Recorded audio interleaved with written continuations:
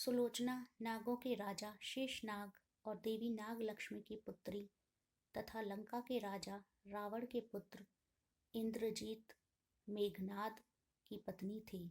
शूर्पणखा का नाक राम भगवान के छोटे भाई लक्ष्मण द्वारा काटा गया। इस बात का बदला लेने के लिए शूर्पणखा के भाई रावण ने भगवान राम की पत्नी सीता का हरण कर लिया। सीता माता को रावण के कैद से मुक्त कराने के लिए प्रभु राम लंका पहुंचे और वहां उन्होंने रावण से युद्ध किया। इसी दौरान लक्ष्मण के द्वारा मेघनाद का वध हो गया।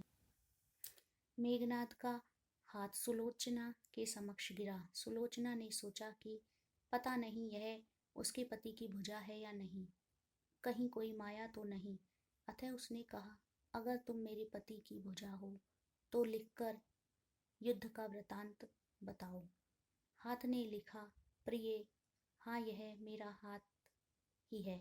मेरी परम गति प्रभु राम के अनुज श्री लक्ष्मण के हाथों हो गई है। मेरा सिर प्रभु श्री राम के पास सुरक्षित है।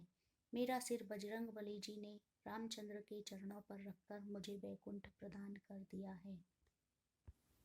सुलोचना ने तय कर लिया कि समय आ गया है कि मुझे अब सती हो जाना चाहिए, किंतु पति का शव तो रामदल में पड़ा हुआ था, फिर वह कैसे सती होती।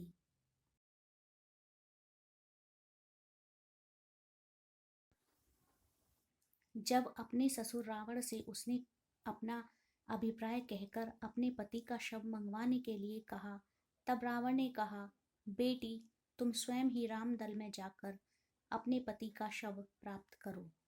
जिस समाज में बाल ब्रह्मचारी श्री हनुमान, परम जितेंद्रिय श्री लक्ष्मण तथा एक पत्नी व्रती भगवान श्री राम विद्यमान हैं, उस समाज में तुम्हें जाने से डरना नहीं चाहिए।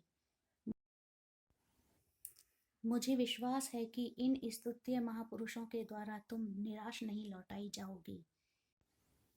जब रावण सुलोचना से ये बातें कह रहा था, उस समय कुछ मंत्री भी उसके पास बैठे सभी बातें सुन रहे थे।